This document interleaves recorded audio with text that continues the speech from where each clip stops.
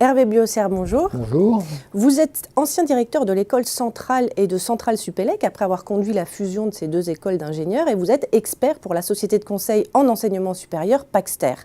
Alors, est-ce que les réorganisations de l'enseignement supérieur ces dernières années n'ont pas fait perdre finalement beaucoup de temps aux établissements englués dans des querelles institutionnelles et des processus de fusion délicats? Je crois qu'il est incontestable qu'on a perdu énormément de temps. Et on a perdu énormément de temps parce que le processus de regroupement des établissements, qui peut avoir du sens, a été fait sur des bases qui, à mon avis, ne répondent pas aux bonnes questions de l'enseignement supérieur.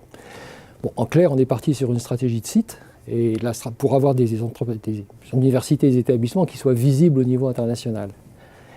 Le problème, c'est que sur un site, les gens ne sont pas nécessairement d'accord, n'ont pas nécessairement la même vision, n'ont pas nécessairement la même ambition, et forcer le rapprochement d'établissements sur une base de site fait qu'en sorte, le projet est extrêmement difficile à générer. Et par conséquent, on s'est intéressé à des problèmes de structure qui, au fond, concernaient assez peu un certain nombre d'établissements. Donc on arrive comme ça à dépenser énormément de temps à réfléchir à de nouvelles dispositions, en plus avec des lois qui ont changé. On peut considérer que dans ce domaine, d'ailleurs, à certains égards, la loi Furaso a fait revenir en arrière un certain nombre de choses qui dataient de Valérie Pécresse.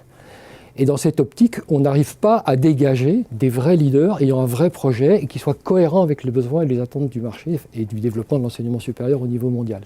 Mais alors justement, j'allais vous demander, est-ce que le but des fusions d'établissements, c'est-à-dire acquérir une taille critique et réunir des établissements, universités et grandes écoles qui se font concurrence, sera atteint? Et est-ce qu'on peut en attendre une amélioration de la qualité et de la réputation internationale de ces établissements? Bon, dégager de la concurrence en France, pourquoi pas, pour mettre le système au mouvement. Il faut revenir à cette réalité que, à cet égard, lorsque la concurrence internationale s'est ouverte, que le marché de l'enseignement supérieur s'est ouvert, je rappelle que c'est un marché phénoménal. Il augmente le nombre d'étudiants dans le monde augmente de 3 à 4 millions par an actuellement.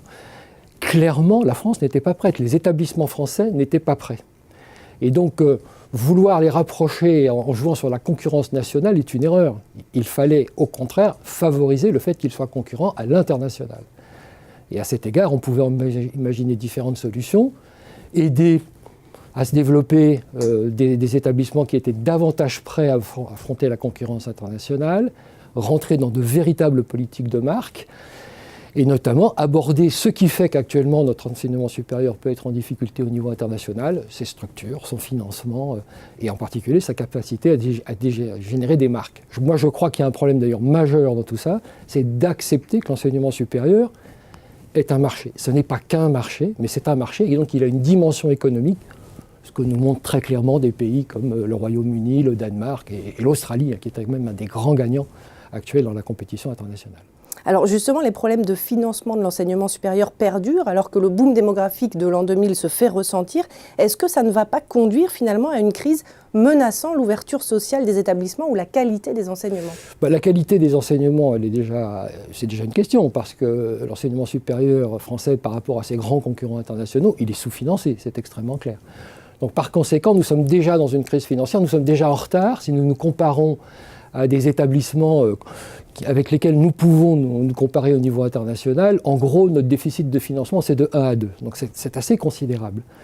Et puis deuxièmement, le problème d'ouverture sociale, je crois qu'il faut avoir l'honnêteté de dire que l'enseignement supérieur ne peut pas porter à lui seul les problèmes d'ouverture sociale. Il suffit de regarder les statistiques, elles sont publiques, du ministère de l'Éducation nationale, pour voir que dès la 6e, mais même des fois à l'école, le processus de ségrégation sociale est en jeu, et qu'il y a déjà une très très grande différence d'origine sociale des étudiants quand on regarde les résultats au bac, et en particulier les bacheliers avec mention.